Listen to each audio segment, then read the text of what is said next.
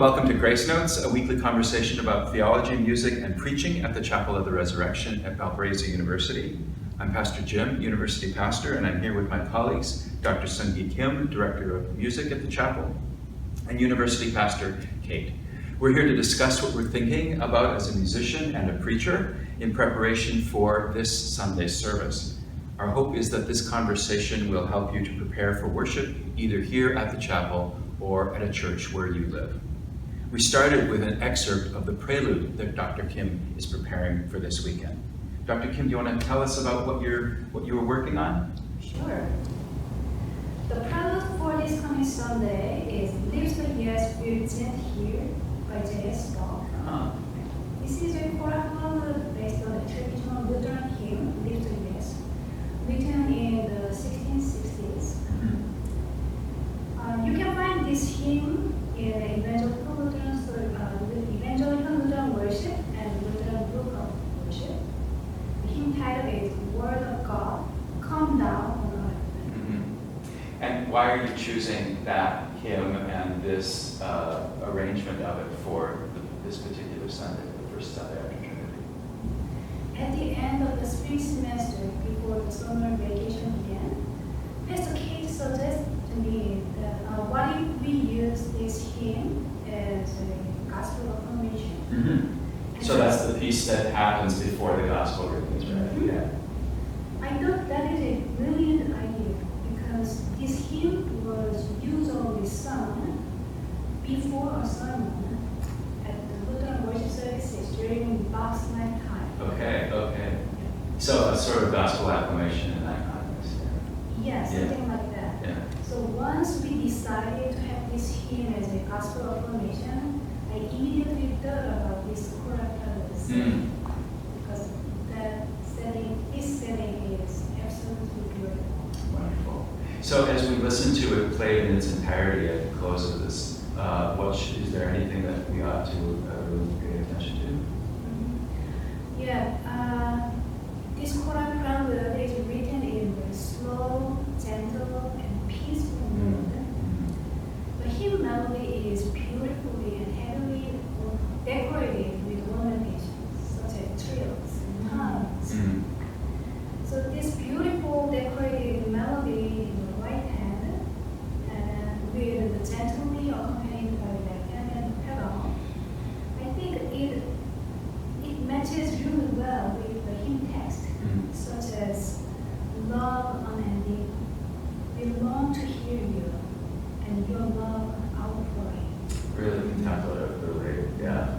So while I was practicing this piece, I realized that, this is a musical prayer. So I could pray and long for God to speak to me while I was practicing this piece. That's beautiful. Thank you. Pastor Kate, you're getting ready then to preach after this beautiful contemplative gospel acclamation. Yes. And the gospel is like not contemplative. There's a lot of conflict in the gospel. We're at this beginning now, starting what some people call ordinary time, or the Sundays after Trinity, this long green season. What's going on in the Gospel of Mark? Yeah, I mean, as you just said, we're in the year of Mark, and Mark is known to be this like, this happens, really fast moving. So when you said not contemplative, bingo. Right. So this reading is only about 15 verses, and yet there is so much compacted into that. So I thought for our conversation today, I'd just like to kind of go through a little bit of piece by piece and talk about what's going on. So it starts, I think it's really fascinating. As you mentioned, this is pretty early on in Mark's Gospel. In case you are interested in reading along at home, we're in Mark chapter 3, verses 20 through 35. And so Jesus has just called the disciples. He's at the very beginning of his public ministry. And already there's like huge crowds coming together. But people are also starting to whisper about Jesus and saying, this guy is out of his mind. That his family is starting to say, hey, can you tone it down a little bit, Jesus? So he's already getting some kind of gossip and insults going on. And then the scribes, who have all this religious and political power, come along and say, this guy's not just out of his mind, but he is the devil. Because Jesus is casting out demons, and their logic is, if he has power to cast out demons, he must be working with Satan, because Satan can boss around his own minions. What I love about that, though, is that what is undeniable is that Jesus is doing something. Yes, right? Exactly. Like, he's not going to draw crowds or such criticism unless he's doing something pretty powerful. Right. Yeah, it's great evidence of that. And I think, too, the scribes are almost, it's probably intentional that they're trying to brand Jesus as a bad guy so that the people will stop following him, so that he'll stop causing so much of a ruckus, and maybe so that they can kind of push him out. So this is the beginning of the gospel, and yet we're already seeing a point towards the crucifixion happening.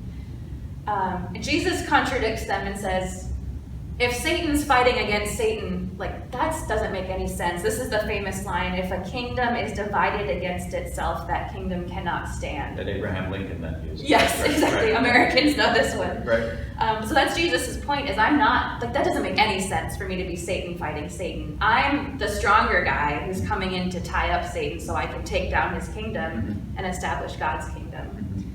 And after that powerful thing, we get these couple verses that I find kind of terrifying. I'm just going to read them for everyone. Truly I tell you, people will be forgiven for their sins and whatever blasphemies they utter, but whoever blasphemes against the Holy Spirit can never have forgiveness, but is guilty of an eternal sin.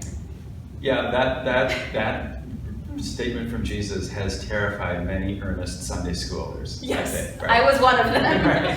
And especially if you hear it out of context, you're like, I thought God's grace was for everything, but apparently there's one thing. Right. And it's blaspheming against the Holy Spirit is not a very clear direction from Jesus. I feel almost like if Adam and Eve were in the Garden of Eden and God said, you can eat from every tree except one, but I'm not going to tell you what it is. Right, or which one it is. Right. But I think reading it in context is really helpful. Even in this verse it says, Jesus says, but is guilty of an eternal sin. And then in our translation there's a dash, and it says, for they, the scribes, had said, he has an unclean spirit. So this isn't Jesus bringing condemnation out of the blue, it's him responding to what the scribes have been doing.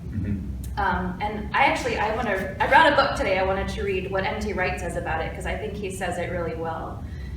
He says, Jesus' critics, the scribes, have painted themselves into a corner. Once you label what is in fact the work of the Holy Spirit as the work of the devil, there's no way back. It's like holding a conspiracy theory. All the evidence you see will simply confirm your belief. You will be blind to the truth. It isn't that God gets especially angry with one sin in particular.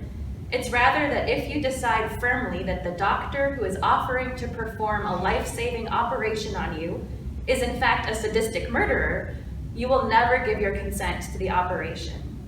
Wow, that's really helpful. Yeah. That it's a self-fulfilling.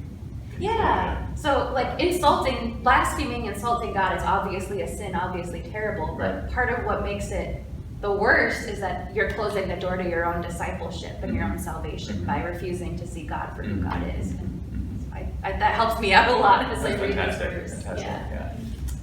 Well, thank you very much. Thanks to the both of you for your words of preparation for today. And thanks for watching Grace Notes. I'm Pastor Jim with Dr. Kim and Pastor Kate.